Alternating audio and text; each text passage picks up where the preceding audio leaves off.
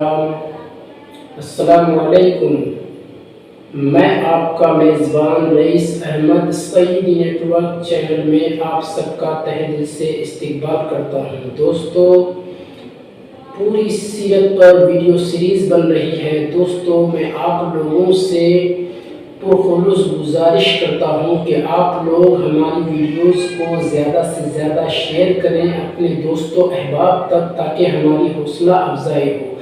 اس نیک کام میں ہمارا آپ ساتھ دیں، ہماری مدد کریں، ہمارا تعاون کریں۔ انشاءاللہ آپ کی نیت اگر اچھی رہی اور ہم جس جذبے اور نیت سے کام کر رہے ہیں، اگر ہمارے اندر بھی خلوصیت رہی، تو اللہ تبارک و تعالی ہمیں اور آپ کو ضرور بھی ضرور اجر عظیم عطا کرے گا۔ تو آئیے آج کے اس 22واں پارٹ میں ہم سنتے ہیں نبی صلی اللہ تعالیٰ علیہ وسلم کس طریقے سے مکہ شریف سے ہجرت فرما کر آپ مدینہ تشریف لے کر کے گئے۔ آپ دیکھیں، اس سے پہلے کے پارٹ میں ہم نے سنا کہ کس طریقے سے پارلیمنٹ میں دارالندوہ میں بیٹھ کر کے لوگوں نے، ابو جہل اور اس کے ہمنواؤں نے حضور صلی اللہ علیہ وسلم کو معاذ اللہ ثم معاذ اللہ قتل کرنے کی سازش بنائی، منصوبہ بندی کی۔ اجتماع کا مزاج کیا تھا؟ اجتماع کا مزاج یہ ہوتا ہے کہ اس میں انتہائی رازداری برتی جاتی ہے۔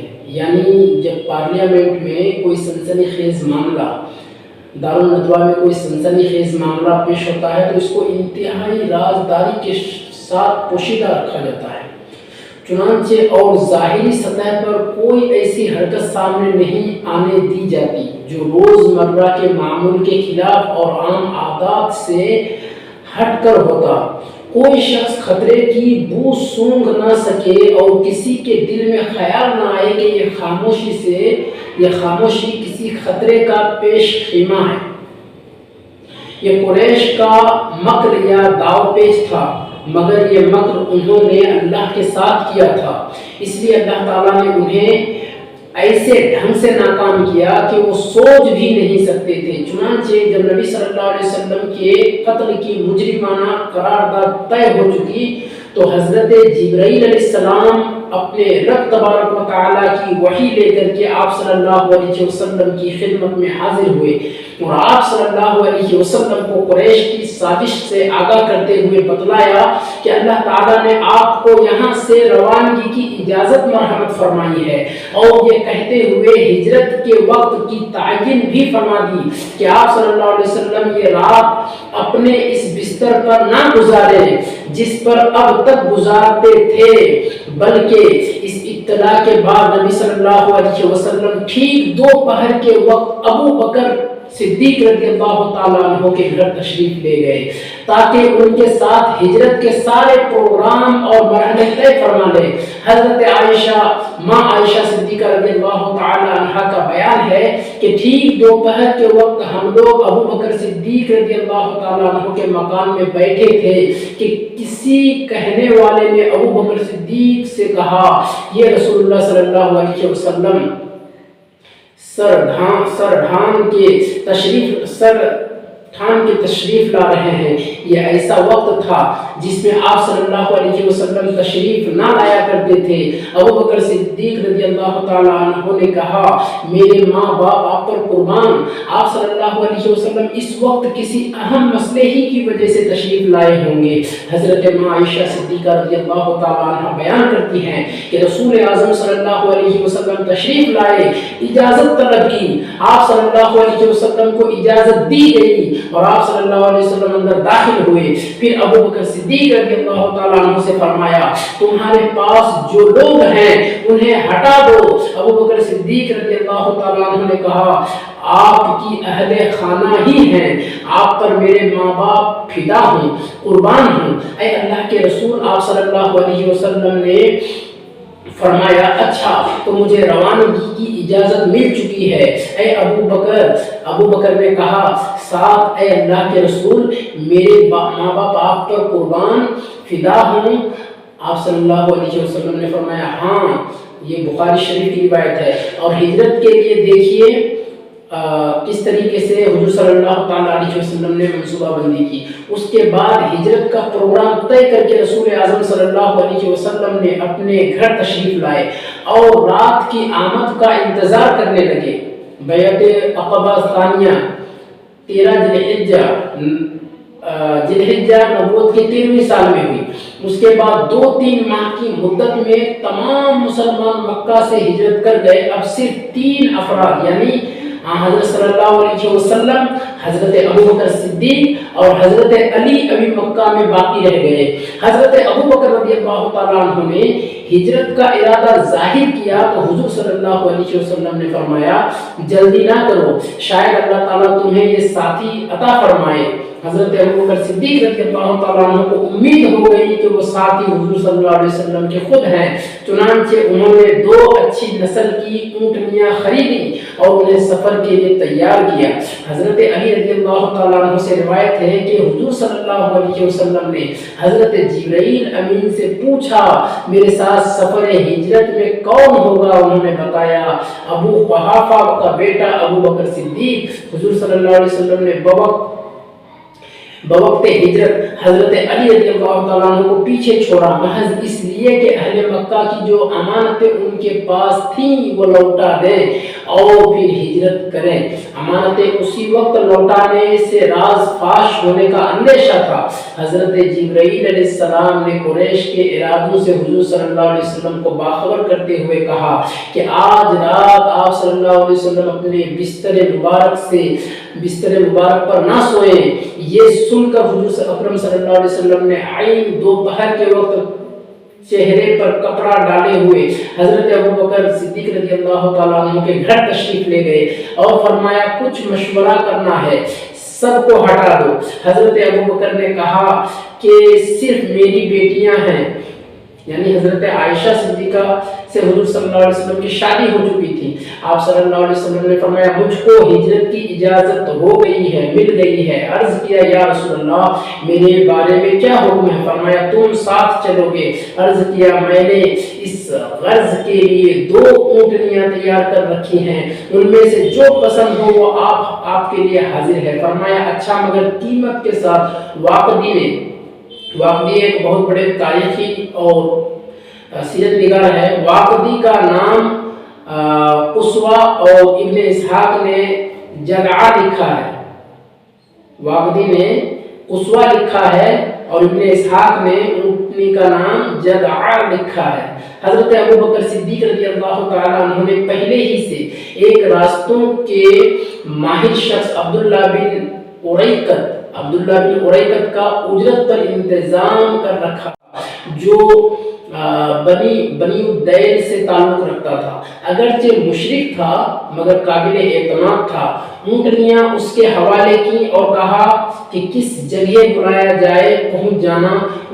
جس جگہ بلایا جائے پہنچ جانا. اس کے بعد حضور صلی اللہ علیہ وسلم اپنے مکان تشریف لے آئے. نبی صلی اللہ علیہ وسلم کے مکان کا گھیراؤ کیسے کرتے ہیں کفار مشرکین، یہ بھی سنیں. ادھر قریش کے اکابر مجرمین نے اپنا سارا دن مکہ کی پارلیمان دارالندوا کی پہلے پہر کی طے کردہ قرارداد کے نفاذ کی تیاری میں گزاری اور اس مقصد کے لیے ان اکابر مجرمین میں سے 11 سردار منتخب کیے گئے. ابن سعد کے مطابق 12 سرداروں کے نام کچھ اس طرح سے ہیں: ابو جہل، حکم بن العاص، عقبہ بن ابی معیط، نضر بن حارث، امیہ بن خلف، حارث بن قیس بن الغیطہ، زمیعہ بن الاسود، طعیمہ بن عدی، ابو لہب بن عبد المطلب، عبی بن خلف، بنیہ بن حجاج، منبہ بن حجاج. یہ 12 لوگ ہیں جن لوگوں کو منتخب کیا گیا قتل کے لیے. نبی صلی اللہ علیہ وسلم کا معمول تھا کہ آپ شروع رات میں عشاء کی نماز کے بعد سو جاتے اور آدھی رات کے بعد گھر سے نکل کر مسجد حرام تشریف لاتے اور وہاں تہجد کی نماز ادا فرماتے. اس رات آپ نے حضرت علی رضی اللہ عنہ کو حکم دیا کہ وہ آپ کے بستر پر سو جائے اور آپ کی سبز حضرمی چادر اوڑھ لیں۔ یہ بھی بتلا دیا کہ تمہیں ان کے ہاتھوں کوئی گزن، کوئی تکلیف نہیں پہنچے گی۔ آپ صلی اللہ علیہ وسلم وہی چادر اوڑھ کر سویا کرتے تھے۔ ادھر رات جب ذرا تاریک ہو گئی، ہر طرف سناٹا چھا گیا اور عام لوگ اپنی خوابگاہوں میں جا چکے، تو مذکورہ بالا افراد نے، جن کے بارے میں نے بتایا، ابو جہل اور ان کے ہم نواؤں نے خفیہ طور پر نبی صلی اللہ علیہ وسلم کے گھر کا رخ کیا اور دروازے پر جمع ہو کر گھاٹ میں بیٹھ گئے، گھات لگا کر۔ وہ حضرت علی رضی اللہ تعالیٰ عنہ کو دیکھ کر سمجھ رہے تھے کہ آپ صلی اللہ علیہ وسلم سوئے ہوئے ہیں، اس لیے انتظار کرنے لگے کہ آپ انہیں اور باہر نکلیں۔ آپ کب باہر نکلیں تو یہ لوگ یکایک آپ پر ٹوٹ پڑے اور مقررہ فیصلہ نافذ کرتے ہوئے آپ کو قتل کر دیں۔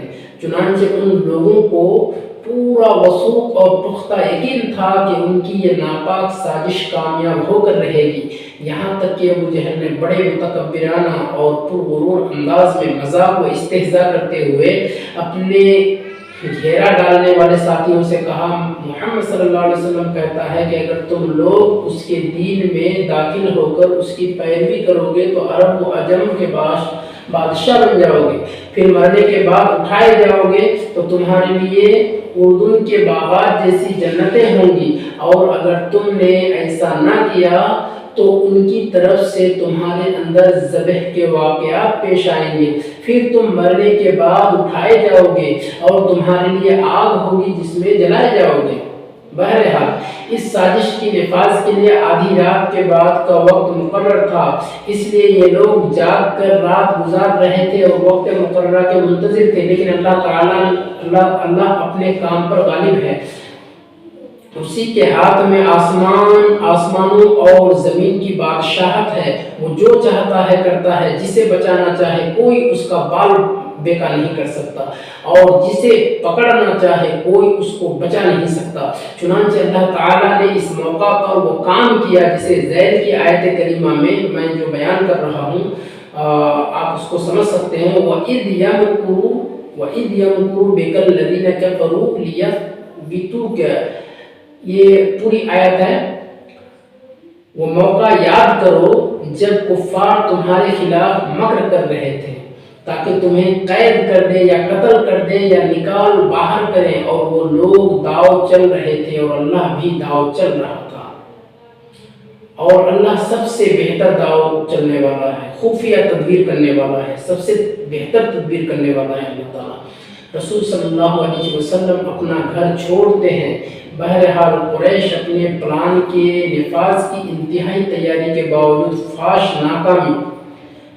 ناکامی سے دوچار ہوئے، کیونکہ رسول صلی اللہ علیہ وسلم گھر سے باہر تشریف لے آئے، مشرکین کی صفیں چیری اور ایک مٹھی سنگریزوں والی مٹی لے کر ان کے سروں پر ڈالی، لیکن اللہ نے ان کی نگاہیں پکڑ لی اور وہ آپ صلی اللہ علیہ وسلم کو دیکھ نہ سکے۔ اس وقت آپ صلی اللہ علیہ وسلم یہ آیت تلاوت فرما رہے تھے، وَجَعَلْنَا مِن بَيْنِ أَيْدِيهِمْ سَدًّا وَمِن خَلْفِهِمْ سَدًّا فَأَغْشَيْنَاهُمْ فَهُمْ لَا يُبْصِرُونَ، ہم نے ان کے آگے رکاوٹ کھڑی کر دی اور ان کے پیچھے رکاوٹ کھڑی کر دی، تو ہم نے انہیں ڈھانپ لیا ہے اور وہ دیکھ نہیں رہے ہیں۔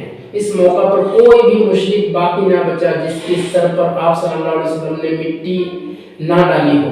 اس کے بعد آپ صلی اللہ علیہ وسلم ابو بکر صدیق رضی اللہ عنہ کے گھر تشریف لے گئے، اور پھر ان کے مکان کی ایک کھڑکی سے نکل کر دونوں حضرات نے رات ہی رات یمن کا رخ کیا اور چند میل پر واقع طور نامی پہاڑ کے ایک غار میں جا پہنچے۔ ادھر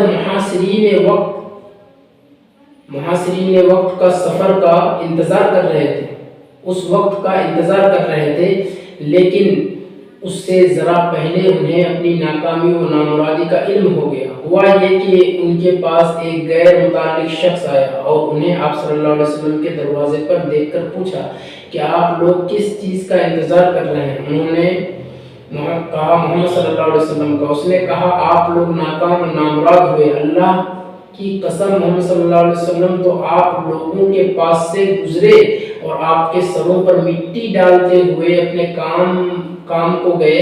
انہوں نے کہا واللہ ہم نے تو انہیں نہیں دیکھا، اور اس کے بعد اپنے سروں سے مٹی جھاڑتے ہوئے اٹھ پڑے. لیکن پھر دروازے کی دراز سے جھانک کر دیکھا تو حضرت علی نظر آئے. کہنے لگے اللہ کی قسم یہ تو محمد صلی اللہ علیہ وسلم سوئے پڑے ہیں، ان کے اوپر ان کی چادر موجود ہے. چنانچہ یہ لوگ صبح تک وہیں ڈٹے رہے.